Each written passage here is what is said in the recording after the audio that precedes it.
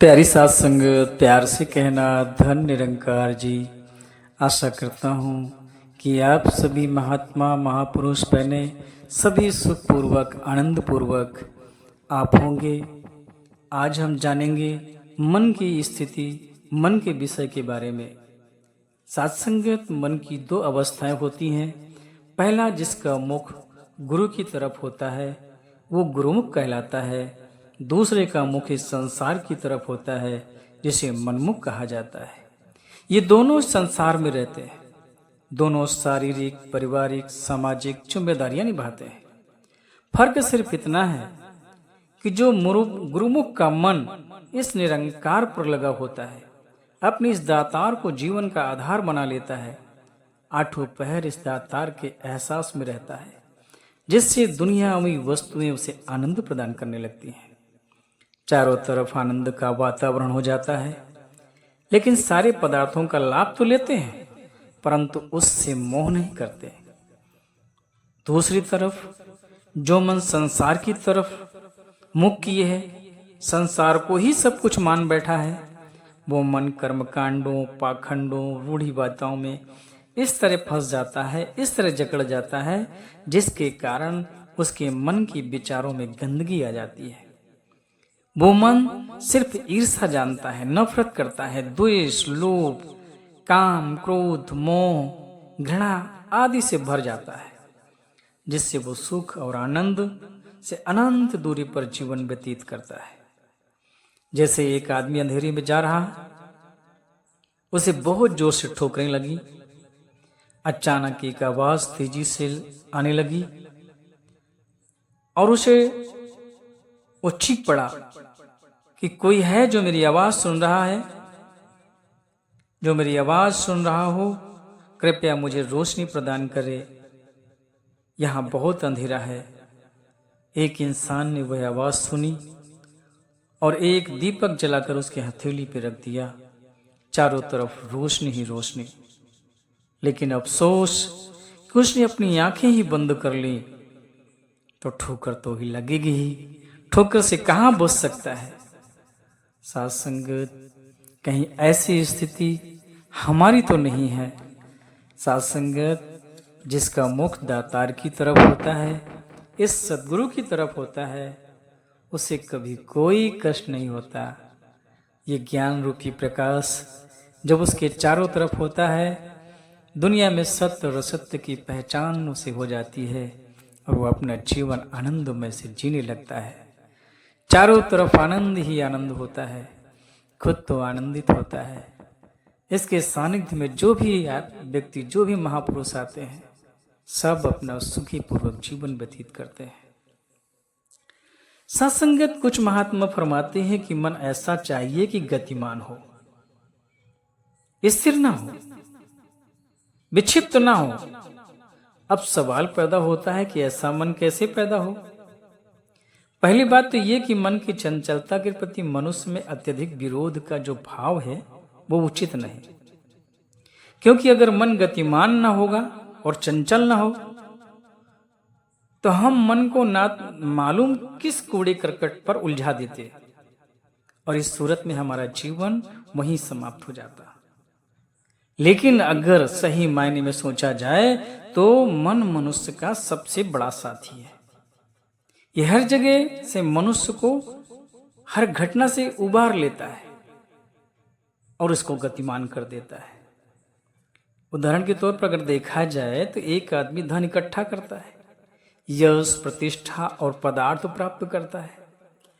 अब ये कितना ही धन इकट्ठा कर ले, प्रतिष्ठा और पद प्राप्त कर ले, मनुष्य का मन पूर्ण तरह पर राजी नहीं होता, नहीं हो पाता। मन लगातार इंकार करता चला जाता है कि इतने से तो कुछ भी नहीं होगा। मानो मन कहता है और लाओ। अगर धन, यश, प्रतिष्ठा और पद में और वृद्धि होती चली जाए तब भी मन कहता चला जाता है और लाओ और लाओ। मन कभी तृप्त होता ही नहीं। ये मन की तृप्ति बड़ी अद्भुत है और अगर अतृप्त ना हो तो दुनिया में कोई आदमी अध्यात्म नहीं हो सकता, अध्यात्म से नहीं जुड़ सकता। क्यों? क्योंकि मिसाल के तौर पर अगर महात्मा बुद्ध का मन तृप्त हो जाता तो उस धन दौलत से जो उनके घर में उपलब्ध थी, तो फिर बुद्धि के जीवन में आध्यात्मिक क्रांति नहीं हो पा सकती थी, न हो पाती। लेकिन उनका मन अतृप्त रहा, इन चीजों से वो तृप्त नहीं हुआ, उनका मन आगे ही आगे भागने लगा। इसलिए एक क्षण ऐसा आया कि मन की अतृप्ति ही क्रांति, महाक्रांति कर कारण बने।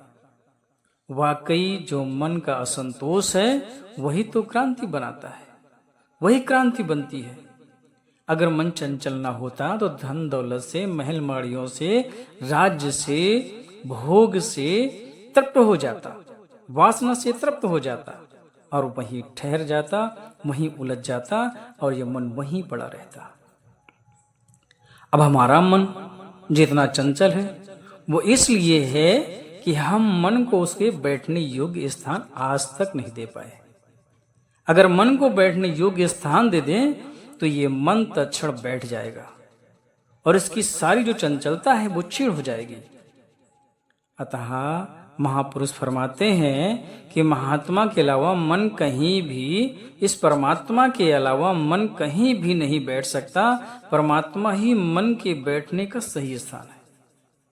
इसलिए मन की हमारे पर बड़ी कृपा है जो ये चंचल है और कहीं स्थिर होकर नहीं बैठ सकता। वास्तविकता तो ये है कि मन परमात्मा की सिवा कहीं बैठता ही नहीं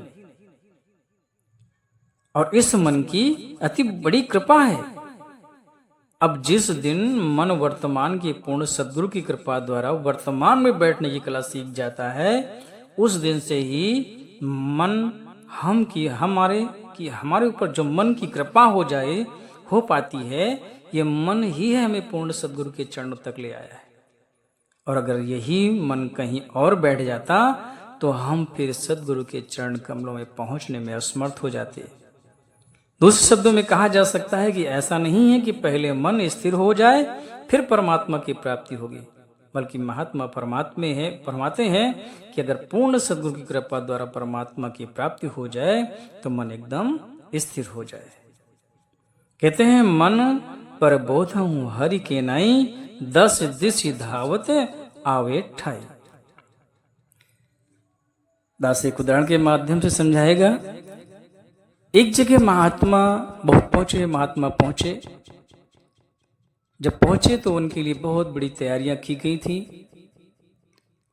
बड़े उल्लास से सभी लोग, गांव के लोग इकट्ठा हो चुके थे कि महाज्ञानी महात्मा यहाँ आ रहे हैं।